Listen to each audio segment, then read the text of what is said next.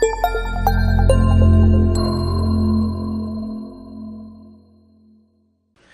everyone, it's Mike Hambright with Flipner.com. Welcome back for another expert interview show where I interview guests from across the real estate investing industry to help you learn, grow, and hopefully inspire you. One more plug for the upcoming REI Power Summit, which is going to be one of the largest online real estate investing events ever. It's 100% virtual. We have over 50 great speakers. You heard me say this a bunch of times if you watch the show. So check out reipowersummit.com. It's coming up real soon by the time you're hearing this. For today's show, I'm excited to have Joe Calloway with us. He's a Pittsburgh-based investor that is really focused on revitalizing the very city that he grew up in some parts of town that a lot of investors just stay away from. And so he's gone from purchasing his first house, really just getting started not that many years ago, to being one of the largest property owners in Pittsburgh with over 350 rental units. Joe really has an incredible story that he's going to share with us here today, and I'm excited that he's here. He has a long-term strategy. What we were talking about before we started the show is how you need to ride out different markets. Right now we're in a hot market than it has been in the past, and it really takes having been through multiple cycles to really have the wisdom and know how to play those cycles. And it's not that you stop investing when the cycle changes or when the market changes. You just find a way to do things differently and try to anticipate your next step. And that's how you stay in this game for a long time and really build some wealth. So before we get started with Joe, though, let's take a moment to recognize our featured sponsors. RealtyMogul.com is an online marketplace for real estate investing, connecting borrowers and capital from accredited and institutional investors. Get a rehab loan fast and close in as little as 10 days with rates starting as low as 9%. For more information, call 888-296-1697. B2R Finance makes loans tailored specifically for rental investors. They can help you unlock equity from existing properties so you can get cash out to grow your rental portfolio. That's huge and opens up lots of opportunities previously not available to rental investors. Need a loan? Call 855-819-4412 or visit b2rfinance.com today. AceBusinessFunding.com can help you get up to $150,000 in revolving credit lines to fund your business with rates as low as 0% for the first 12 to 18 months. Use the funds for startup costs, marketing, inventory, or almost anything your business needs. If you can't get funding, you don't pay a dime. Get funds for your business today at acebusinessfunding.com. We'd also like to thank Specialized IRA Services, National Real Estate Insurance Group, and virtualstaffnow.com. Please note, the views and opinions expressed by the individuals in this program do not necessarily reflect those of Flipner.com or any of its partners, advertisers, or affiliates. Please consult professionals before making any investment or tax decisions, as real estate investing can be risky. Hey, Joe, welcome to the show. Hey, thanks for having me. Yeah, glad you're going to be here. Glad not that you're going to be here, you are here, right? So in the thank flesh. you for being here. Yeah, I'm excited to talk about this topic today. I told you literally just a little bit ago before we started, I was on the phone with somebody that was questioning whether somebody that I know that wants to get started in investing, that was kind of questioning, should they even get started right now because the market's too hot? Is it impossible to make money?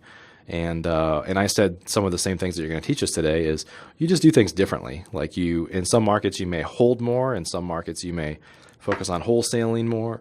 Some markets you may just kind of hoard houses because you want to rehab them and, the market's about to turn and you can make a lot of money. So it's interesting to me how, and I've only been an investor for 7 or 8 years myself, but having been through kind of a down and an up cycle now, I see some of the kind of older sage folks that have been around for a long time and how they're playing the market or how they're sitting on the sidelines or kind of ebbing and flowing with market changes. And that's kind of the sign of, how to be in this business for a long time, right?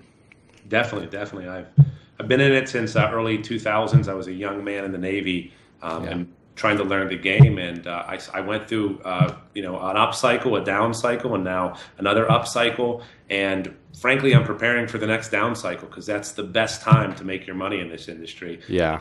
Buy low, sell high. However, most investors are looking to get into the market when they read in Parade magazine or some other nationally publicized periodical that real estate's hot. And if Time magazine is telling you that real estate's hot, you're probably about a few years too late.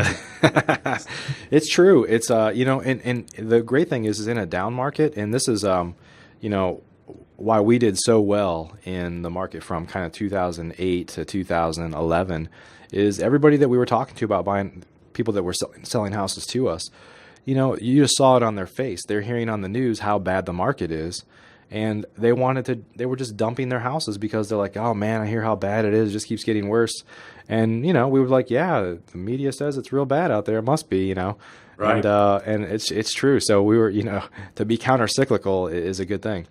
Yeah, I think even from a smaller perspective, when you're buying in the hottest neighborhood in Pittsburgh, East Liberty is all the craze right now. And it was in Parade magazine. If that's not a publication in your Sunday newspaper, it's like the same one they interviewed Garth Brooks. Garth Brooks is breaking up with Trisha Yearwood. And by the way, East Liberty's hot. Like, don't buy there. Don't buy there. It's too late. And so many people are flooding to that side of the city. And I'm on the other side buying much closer to city center. And it's just because I know these neighborhoods are positioned, not now, but in a couple of years to come up. So I'm buying for a fraction of what people are buying across the city. So even on a smaller level, and then you're looking at the cycles that are happening in the bigger picture. And you got to be very careful when things are heating up if you're going to jump in this game and start pulling triggers. Yeah, absolutely. Absolutely. Hey, Joe, before we talk about this too much, tell us your background. You've got a great story, and why don't you share it with everybody? Yeah, I started investing. I was actually overseas. I got a reenlistment bonus around the September 11th timeframe. I was in the Navy overseas, reenlisted. They were offering some pretty nice bonuses for a enlisted military man at that point in the Navy. So I took about $20,000. I had a family member who wanted to buy a house in Missouri. I had never been to Missouri. To a 20-year-old kid with $20,000 in his pocket who came from humble beginnings. $20,000 was more money than I could have ever imagined having, let alone being able to drop it all on an investment property. Yeah. So I did that. It turned out to be very bad. The family member was not scrupulous and did not play fair. But luckily I got my money back. It sparked a button to say, hey, if I'm going to do this, I need to educate myself. I started reading a lot of books. At this time, the market was extremely hot, 2004-ish. There was tons of courses and content out there. I attended them, learned them, educated myself, and I took that money and jumped right back in. And I jumped at this point. I came back to the States now in Pittsburgh, and I bought the house across the street from my mom's house where I grew up. And I fixed that with my own hands, learning how to do it, asking buddies for help, and bought the next one and the next one, and eventually built a smaller portfolio, about 30 units, and put myself back in school through the GI Bill, got an MBA, and then at that point I swore off working for the man ever again as an entrepreneur. But then a baby was on the way, and it sounds real good when the man offers you about $65,000 a year. You have a baby on the way, and as you know, flipping houses early on isn't always as fancy as it seems. So I took a job in commercial real estate, and it was one of the most enlightening portions of my career as far as learning how the big boys play and how they analyze markets and what they do. And I learned a lot from some of my mentors to this day who were in commercial real estate. So what I did is I ended up leaving that company. I took all the strategies that they used in commercial real estate and I applied them to residential real estate, raising capital, watching market cycles go up and down, how you manage a portfolio, economies of scale. The bigger strategies work great doing these smaller investments, but the difference was I was able to compete in the housing market. But when I'm going in for a multi-million-dollar shopping center, the big boys were, pushing me out of the way. Right. Yeah, there's a lot of great lessons that you can learn from the kind of institutional side and applying that to the residential side, because a lot of residential investors, and not to take any pot shots at anybody, but they're just not as sophisticated. They don't really think about it as much like a business as the commercial guys do. Right. But especially if you're trying to raise capital and things like that, right? Yeah. But if you can apply those lessons, you can really, really make an impact. And that's what we did. We quickly grew over the course of, after I got it out, over the next 5 years, that's when we became, the number one home buyer by transaction in Pittsburgh for 2 years running. We buy a significant portion, and we have a very nice portfolio. We have some institutional investors who give us capital, which is pretty rare in, we buy houses, like institutional investors aren't calling the signs on telephone poles. Right. When they understand what we do is extremely profitable, they really like it. Yeah. Well, Joe, talk a little bit about the fact that you're revitalizing the area where you grew up at, because I think, I don't know. I know that happens. I live in an area 1,000 miles from where I grew up, and it's never really kind of struck me to go back and kind of give back. Not that that's not sound bad. I don't want to give back to the community I grew up in, but it's not. I guess, that's a wonderful thing, and it just hasn't been part of my core kind of investing business. And I think it's an awesome thing, and I really want to kind of hear more about why you do that, and what that means to you, I guess. Yeah, the office that we're sitting in, I grew up about a mile away from here. I grew up in an area called Knoxville or Mount Oliver in the Pittsburgh area. It's still a depressed area, but we're working our way that direction, pushing the success that we've brought to this area called Allentown. And one of the things that I always want to do is bring something back to my community. Yeah. Growing up and not having things and understanding what it's like to not have a lunch or not have these things, you see these kids and you relate with them and you go, man, Yeah. I have it now. And I'm doing pretty good for myself. And what do you do after a certain threshold? I'm never going to be the guy with a Lamborghini in my garage. That's a shading asset that I never want to be a part of. Yeah. So what do? You there's nothing more fulfilling. I don't care if someone gives you the keys to a Lamborghini. There's nothing more fulfilling than buying turkeys for multiple hundreds of people on Thanksgiving. That's awesome. In the community you were raised in, the same turkeys that were probably given to my mother when we were in a small apartment building. So I'll tell you what, it gives a great. It's a selfish. Giving is selfish, because if you want a high, go out there and make a difference in someone's life. And the other side, let's talk about the profitable side of giving. Most of the positive press we get is not because we're a real estate developer. As you know, real estate developers are not usually looked at nicely in the press. Right. We do a good job as a real estate developer. We're responsible and we do a good job. We're extremely profitable, but we also do a lot of good stuff for the community. So the community backs us just as much as our investors back us, and therefore the press likes us. And hey, that's not a bad commercial when someone's saying, "Hey, Joe, you aren't just a greedy real estate developer. You're a good real estate developer with a higher purpose." Yeah.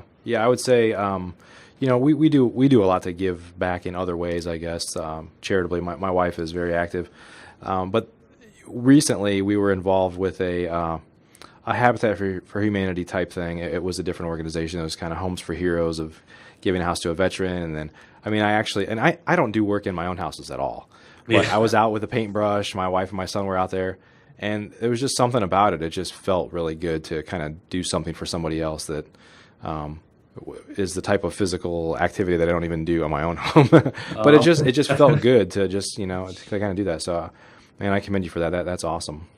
Yep, I'm slapping the boots back on this weekend to do a community cleanup with a bunch of Pitt students, Pitt University of Pittsburgh students who are doing their community service element of their grade. So we're getting 80 of them up here, and I'm going to lead a team of students and hopefully teach them how to work hard. Yeah, that's awesome.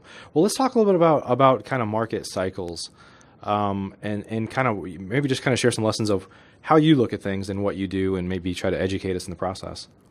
I think if you're an investor, here's a question I'm sure you get all the time. What are you? A flipper, a renter, a double flip back wholesaler, doobie-doo, or whatever the popular trend is? And my favorite, I love when that gets asked me. I used to be uncomfortable with people. Now I love it. And I go, the last one, I don't even know what that is. But what I am is I'm an investor. So if cows if I can buy a cow low and sell a cow high, I'm going to be a cow investor. So I think, when people ask me that question, I've been a buy, hold, rent for the last 3 years. And now I'm selling a lot of that portfolio off because now we're in a better market for that.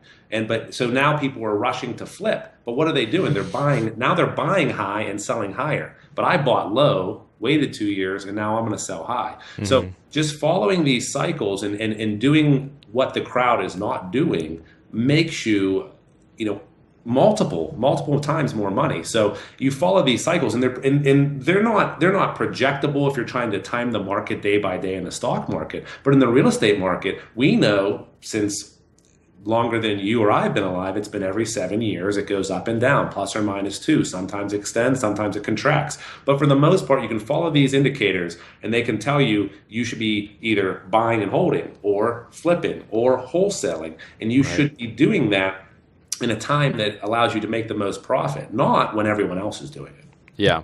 And we were talking a little bit beforehand about a lot of I guess maybe give some advice to the wholesaler type folks that are out there that there's a lot of wholesalers. I'm not knocking wholesalers. I've got some great friends that are big time wholesalers, but it's, you can never stop buying.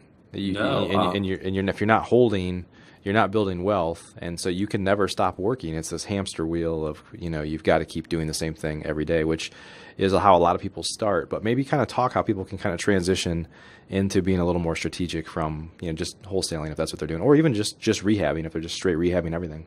Yeah. I mean, I always say, you're selling off the cow. I'm using a lot of cows in this this interview, but you're selling off the cow every time you flip a house. And I've flipped a lot of houses, and I still flip and wholesale to this day. And I'm doing a lot of it right now because the market is good for that in Pittsburgh. Yeah. However, every house that I've sold, I can't think of one that I'm glad I sold that at that time. If I would have held it for another 5-10 years, it would have kept producing that cash flow. And I came in this business to flip houses and get rich quick. Yeah. I wanted to make $50,000 in 3 months and then do it every 3 months, and I'd been fine. However, what happened was that the market crashed on me on my fourth house when I was going to flip it, and I rented it for $1,300 a month. I was making about $300 a month.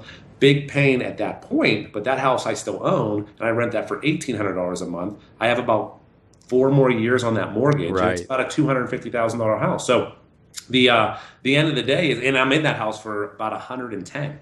Yeah. So at the end of the day, if you hold these things longer, they're going to keep producing that cash. And it allows, we were talking about how we have these other ventures and we like to do these other things, whether it be charitable, whether it's other businesses. Without my rental portfolio giving me that paycheck every month, I could never do that. I'd be in the rat race, just the same rat race I got out of when I was working in the commercial real estate world. Absolutely. Yeah, there's something nice for, really for all businesses. But, you hear sometimes in a gambling scenario, people get to a point to where, well, now I'm just playing with the house's money. And I don't want to compare what we do to gambling necessarily, but I would say we have a rental portfolio that's not as large as yours, but we could live on our rental portfolio and almost nothing's paid off at this point. So it's a nice thing to know, hey, I'm covered here, and everything else I'm doing, I can take more risk. I can try more things. I can work less if I want to. I can do whatever I want because I'm covered over here. And that's such a good feeling. Yeah, as a small business owner, for sure.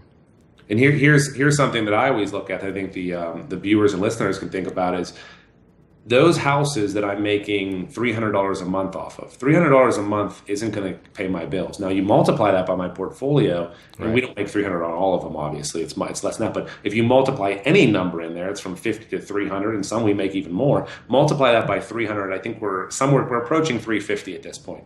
Multiply, that's a big number. Now I also pay my mortgages in that. So in 10 to 15 years, I take shorter notes from the bank out of this because I'm 35 years old. I want to be in my 40s and I want everything to be paid off. And in finance school, when I was getting my MBA, they say, well, if you can borrow at a lower cost of capital, right. The bank will give you a lower rate. You take it and you reinvest. But guess what? When you have a couple kids and you kind of want to breathe and you want to relax, having no notes on a portfolio and the cash just comes in, at that point, I can lower my rents by 50%. I can lower my, so it gives you a lot of security by being a long-term thinker. Yeah. Especially as you get older and the flipping stuff starts becoming, okay, I flipped this one, what's next? It will never end. Right. Flip, make those big chunks. But don't forget to keep a couple of those in the kitty that keeps paying you every single month. Yeah, and there's, I know some people that in the last market downturn had relatively large rental portfolios, and they just got a call one day from banks that saying, hey, we're pulling your line, and you need to get these things paid off in 90 days, or we're going to take them, basically. And even people that have a lot of equity. So it turns out it's kind of, I don't know, I'm not going to say the banks are bad guys, but they're probably more likely to foreclose on something that has 50% loan to value than something that has 95% loan to value, because there's equity there for them to get their bait back, right? So it makes sense, I guess. We're having a problem now with banks won't do anything but adjustable rates because no one knows where the market's going. Right. So we do them because we have to continue to refinance with our strategy. We borrow money from wealthy individuals or institutions, then we refinance once we're done with the rehab and it's rented. So we have to refinance. So we have a lot of arms, and that's a scary thing. So we like to be conservative, and we only take as much debt as we need to pay that investor back. We can always take more because we do a good job rehabbing, and an appraisal comes out nice usually. Yeah. But we never get greedy, because in that first downturn in 2008, almost hands down, every one of my buddies, except for about 2 or 3, a couple of them been on your show, who weathered that storm. most of them went under, and the Yeah. good ones the key principle was, I'm going to be conservative. I'm not going to get greedy. I'm going to make money, but I'm not going to be greedy and suck every ounce of equity out of these properties. Yeah, absolutely, absolutely. Well, how do you kind of predict markets? I know that it's easy to say, hey, there's 7 to 10 year market cycles, but there's a lot of money that's made on those fringes. Whether you get out a little bit early and you're glad you did because things went the hell in a handbasket afterwards, but if you get out too early, you could miss a year or two of some really good time. So, I mean, how do you kind of stay conservative but make sure you don't miss out on too many opportunities? I think the one of the best things is just watching what's happening. And if people are making irrational decisions, if people are paying, this is a commercial, the cap rates, if someone's paying 3% cap rate on a Starbucks, and you could get a government bond that's bigger than that. Yeah. That doesn't make sense. That's irrational. So irrational behavior can happen. That if you see people flipping or wholesaling houses, and they have a lineup at your local RIA or your country, and there's a line of people who are jumping on the deal in competitive bidding situations, it might be getting a little too hot if that's every single deal. So I think watching the behaviors is a key example, and then I think reading, and don't just read real estate stuff. Read stuff from Wall Street. And I'm the furthest guy from an academic.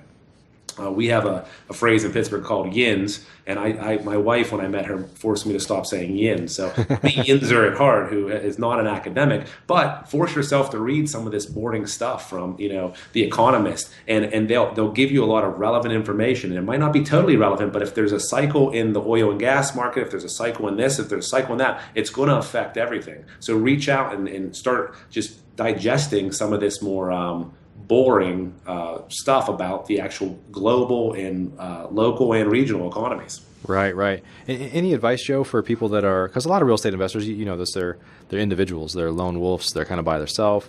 When you start to do more volume, like you have a company, you're surrounded by people that are like-minded, but a lot of folks are just individuals that don't have access to other people, and they tend to stay away from each other because they view them as their competition or whatever it might be. I mean, kind of talk about, because a lot of these things, they become a lot more clear, I think, when you talk about them in a group.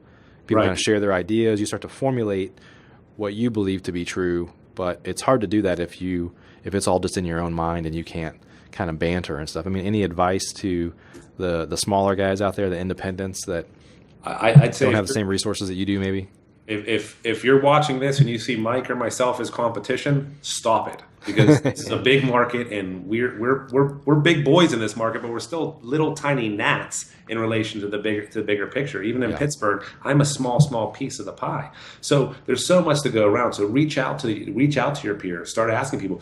Everyone knows a accountant, a lawyer, a guy in a different field. Ask them what they think, and reach out to them and say, how do you feel about the economy? And just because they're saying, oh, I'm an accountant, and my clients are really contracting, and they're not expanding. I'm watching their tax returns; they're kind of stagnant. Those are all good indicators that, hey, something might be happening. Or I saw this other real estate company grow at 15 times last year. That can also be equally as bad, depending on where you think the economy is. So if you're not talking to everyone around you as a friend, and share your stories too. I'm an open book. People say, well, how do you finance all this stuff? Here's how I do it. Who are your investors? I share my investors with people because I share, they share. And I have all this community around me who will help me. If I'm down, I've helped enough people that they will come and lift me back up. So make sure you're open and sharing. That's awesome. That's good. And I agree with that. I think early on, I was probably like a lot of people, and I was more closed off to everything. But I realized, one, it's a real lonely business if you live like that. Right. But two, I agree. I think most people are very open and willing to share and collaborate on stuff, and it's too big of a business to not do that. So 100%. I agree. You're doing it the best, man. You're bringing the best stories to everyone. Yeah. Well, so where do you think, in terms of a cycle, like you said early on, that you're kind of preparing for a down market? So what are you going to do differently? Let's just say the market starts to trend down, substantially, or I don't say crashes, but contracts a fair bit. I mean, what will you do differently? What will your next kind of move be? So I watched when I was in commercial real estate, I kind of watched the market crash in that realm, and then I was trying to get into the bigger boy picture when I saw all these deals that I couldn't pay for because I didn't have any money at that point. So as I see the same thing happening again, I'm taking a lot of my assets right now as the market is high, selling them, hoarding cash, keeping my investors close to me so they know when I have to call them for the money call. And I want to take some of these bigger deals, shopping centers, office buildings, and I want to make sure when those guys get hit, I'm the guy in there and I'm the knight in shining armor willing to pick these deals up cheap. So we're going to watch this downturn and we're going to be buying lower priced assets. And if it's not commercial, then we'll jump right back into what our core competency is, and we'll go right back into the portfolio accumulation and buy more and more single family rentals. Sure. Any kind of advice to share for the financing side? So I know in the last cycle, what a lot of people, in my experience, a lot of people got hurt because they had one or two sources of financing and it just got yanked away. Right. And so I think a lot of people that I know that got hurt in that downturn that are still in the game have realized, man, I need to have a lot more sources of financing that are more stable so that I can kind of weather those storms. But any kind of advice on that front? Yeah, financing is probably what I see as our greatest asset, not even our portfolio. We have a lot of investors who are very loyal to us. So if you have an investor, treat them fair, pay them, make sure they get their money, and then they will be loyal to you longer. And if something goes down, at least you have another chance to sit in front of them and say, please, I need more money, and they'll listen to you. So treat them fairly. I think diversify. Even if you have one big, our initial funder was he gave us about $1 million and he controlled us. And that was horrible. It didn't feel good. He told us what to do. He was basically running our company with his money. Yeah. And then we diversified, and now we have multiple investors with us including this person, and this person is a great friend. It's nice to have multiple sources so you don't have to put up with someone pushing you around. So make sure you diversify and reach out. And if you're raising capital, I think the number one rule of raising capital is if you don't ask for money, no one will ever give it to you. And a lot of people think what we do is extremely interesting. It's extremely profitable. They want to be in it. And you might be the person who can get them in the game without having to do the hard work. So just ask. It could be at Thanksgiving dinner or at a Halloween party. You have so many people around you that have money. And they want you, but they're not going to come out and say, hey, can I give you $50,000 if they don't know what you do? So ask. Yeah, and I think what you're doing is, I'm not sure how big of a role this plays, but it seems like it would be a good thing. And I'm not saying you're doing it for these reasons, but you have a great story. You're revitalizing the area you grew up in. You're trying to make a difference in your community. And that's something that people want to be a part of, whether it's financing or not. And so I would encourage, I'm not an expert at raising private money, but I'm pretty good at commonsensical stuff that I think that there's a lot of people out there, there's a lot of money on the sidelines right now that doesn't want to invest in the market, that likes the type of stuff that we do, and they want to be a part of, something that is going to, change their community or just kind of impact, the neighborhoods they live in. So. Yeah, definitely. And sell that story. And the story when I was first starting out when I was 23 was I was just pumped up about it. So I came in, I asked the only two rich people I know with a lot of energy. And they saw it in my face. They knew I loved it. They said, hey, here's $30,000. And if you lose it, make sure you still come by for Christmas dinner. It was a family. Yeah.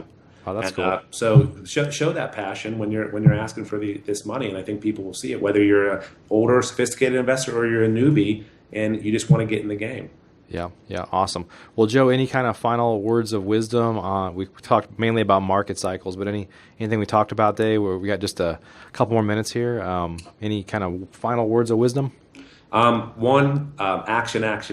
Analysis paralysis. I see it stunt so many people. They always say, who's my guru? Who's this person? Who's that person? Everyone can be my guru. I still listen to stuff online. I still take courses. I want as much knowledge as possible, but do not let knowledge stand in your way of action. The best lessons are by doing. I would say make sure the capital raising is extremely important, and watch these market cycles. Watch them and don't do what the herd is doing, because you will not make money and you will eventually get burned.